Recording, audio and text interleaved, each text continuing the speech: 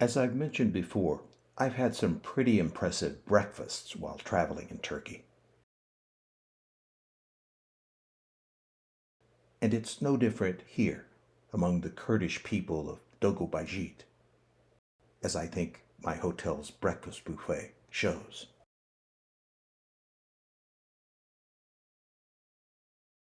This morning I'll be headed off to the Ishak Pasha Palace, which is a few miles outside Dogubayazit, and I'm really looking forward to it as soon as I down this meal.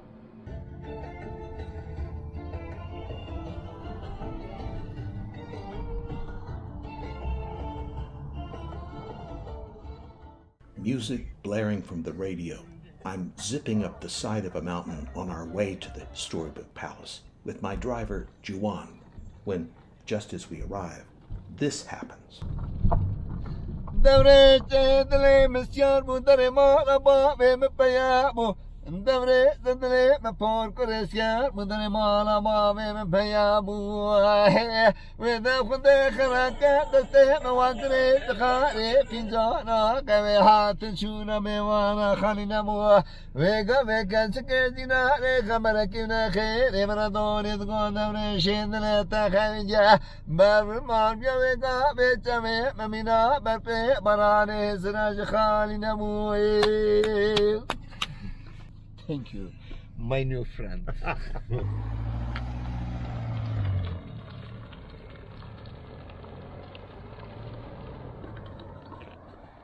And there he goes. The singing cab driver who tells me that was a Kurdish love song. Who knew?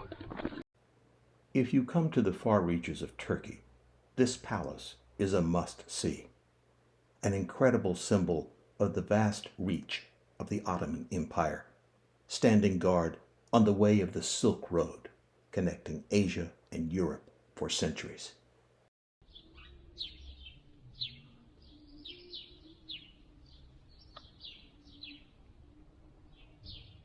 Having just entered the first courtyard, I can tell you it's very quiet in here. Of course, as you can see, it's a beautiful sunny day. And the only sound I hear are birds chirping.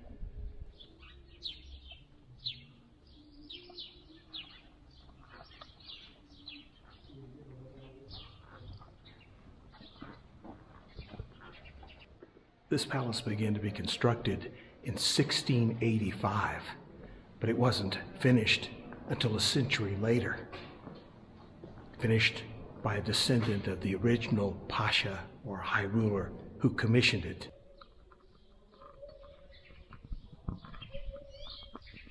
This ornate tomb which you see behind me, at least the doorway, is presumed to be the tomb of Ishak Pasha II, the person whose name is attached to this palace.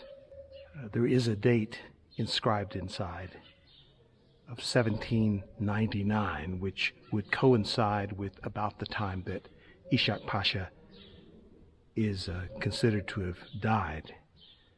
But there's no name, and so it's left for posterity, perhaps.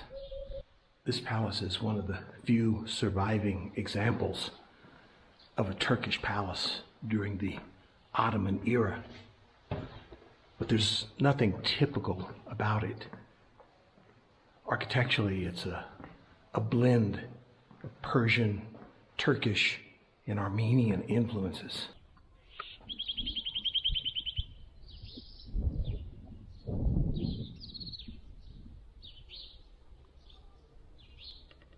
I've entered the ceremonial hall in the Harem section of the palace. The Harem quarters are behind me, and we'll go there next to have a look at some of these rooms.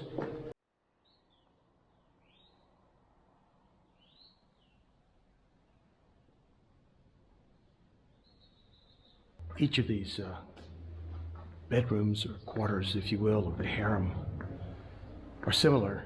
They are largely rectangular rooms with a number of niches, and at one end, a fireplace. Each of these bedrooms offered million-dollar views.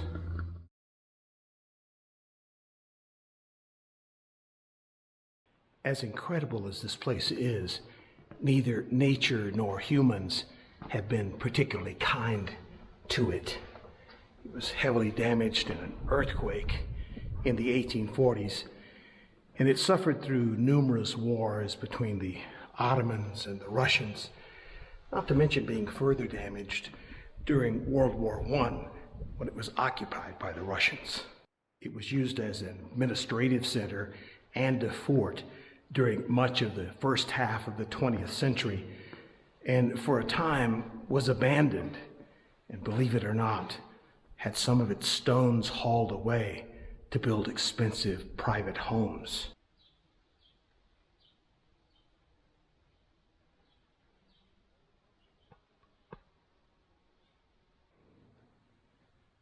I've entered the most spectacular part of this grand palace, and that is the mosque at its center. I might add that I'm the only person here.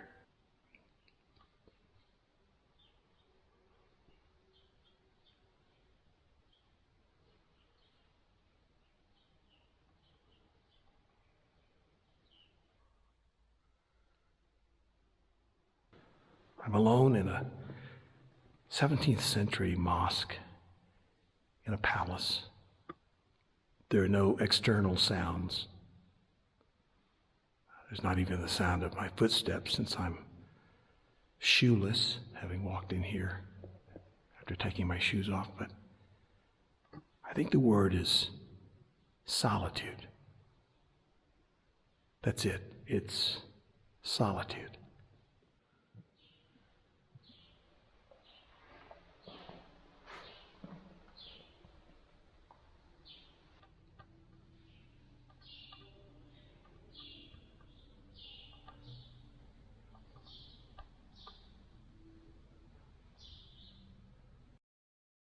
That solitude extends to the surrounding countryside, including the medieval fortress and mosque on a nearby hillside, which is where I was headed, even if it meant passing up an easy ride back to Dogubayazit.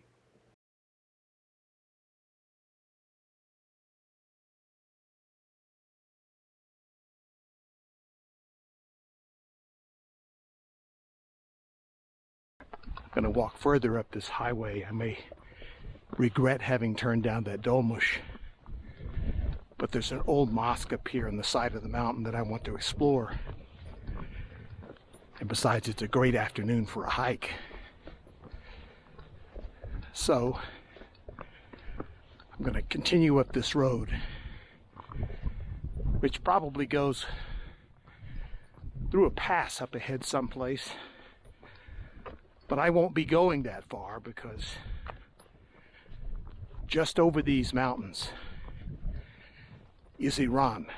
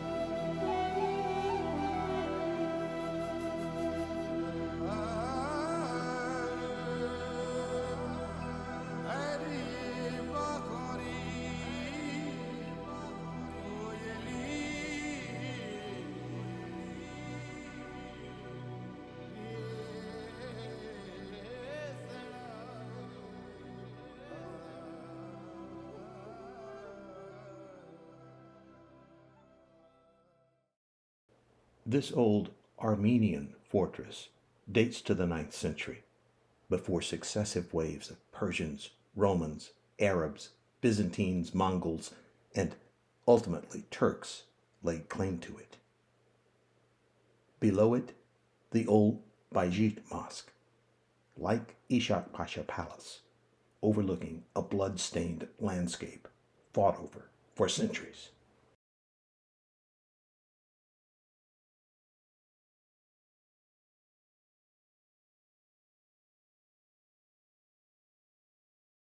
Heading down the mountain, I thumbed a ride with the first car that came along and met Mustafa. No İngiliz, bilmiyorum. Birkaç, evet, çarpmadı. No Turkish. Evet, No Turkey. Olsun. A few words. Evet.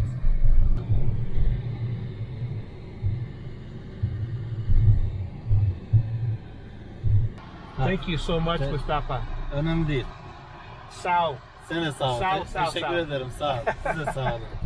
Okay.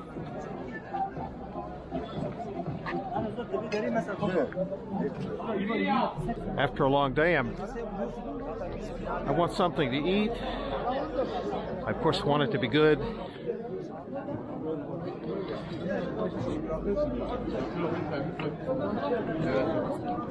This place looks pretty busy over here, so let's give it a try.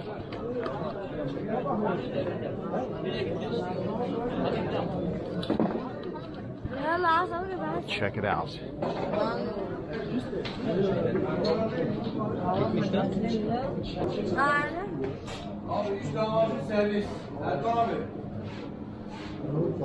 Merhaba.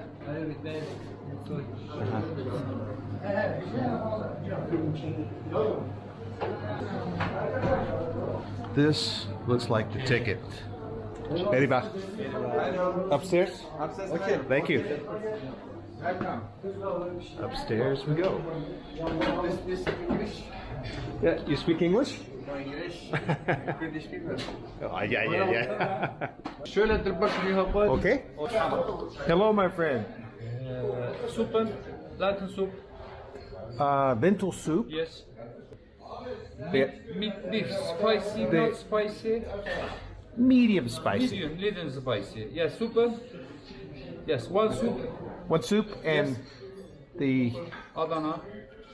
kebab Okay, would you like Adana. Coca, ayran, water, juice, Let's make it water. water. Thank you. Salad. Yeah, salad.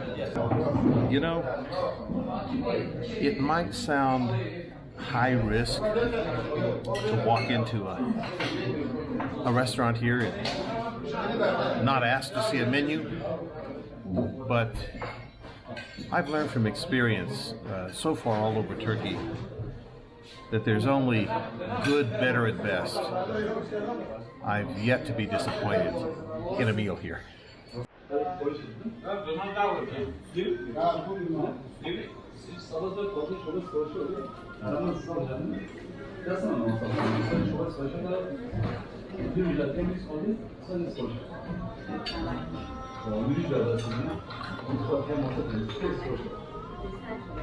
Got some really good looking stuff on the table already. Starting with the soup, which is a lentil soup. But I guarantee it not to taste anything like a lentil soup that I would make for myself at home. A nice little salad and several large pieces of fresh baked bread. Thank you.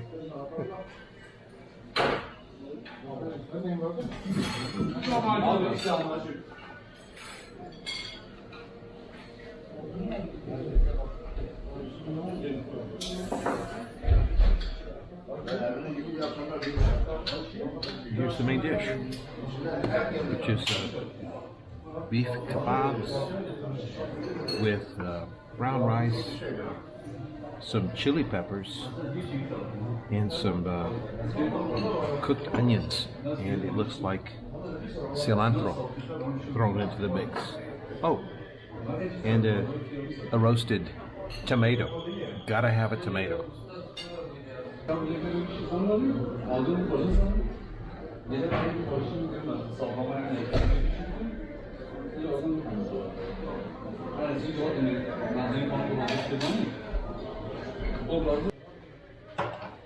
The beef is it's like a barbecued beef, and it's referred to as a kebab, but there's no stick in it. It's just one long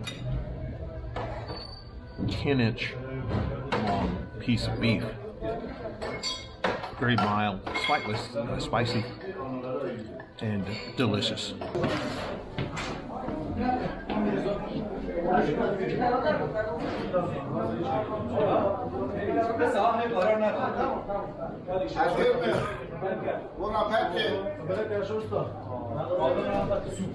I like your oven. Very nice. Tandoori oven? Yeah. It's great. Thank you.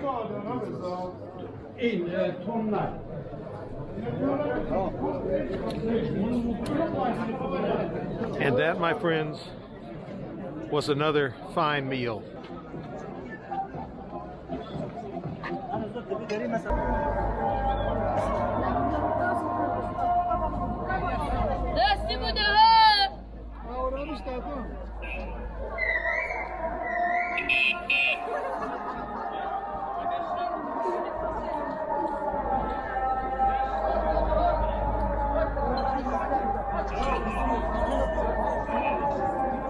As you can tell, there are tons of people in the streets, many of them sitting around eating at outdoor cafes on this walking street. But there needs to be an asterisk to that.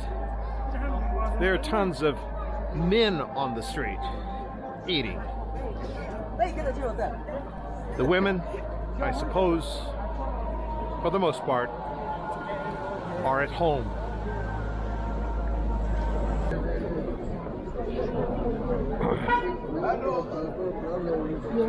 Hello. How are you? Good. Merhaba. Merhaba. Oh, no, Grace. Thank you. Thank you. Thank you. I'm from the United States. Yes. And you guys are from here. Yes, yes. Well, it's a very nice place. I'm really enjoying myself here. People are very friendly.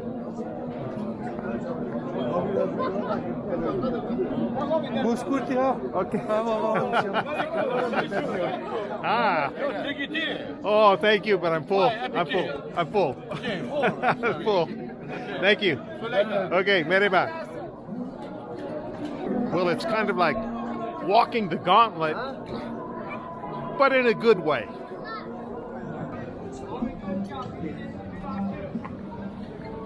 Hello. Hello.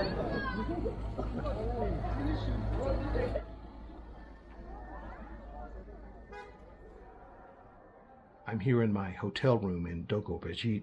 This is my last video from Turkey on this trip, and I hope you've enjoyed traveling across this country from west to east to some of the great places we've been able to visit. Besides thanking you for liking the videos and subscribing to the channel, I'd also like to take this moment to invite you to connect with me on Instagram if you're interested in the places I travel and would like to get more background material than is able to be included in the videos. Meanwhile, I hope to see you soon from a country I've long looked forward to visiting, Albania. Until then, ciao and peace. Finjana kave hat chuna mewana khanina mo vega vega chkedina re kamara kina khe re maradon is gona ne shindne ta khanja bar man vega betame mamina barpe barane sraj khalina mo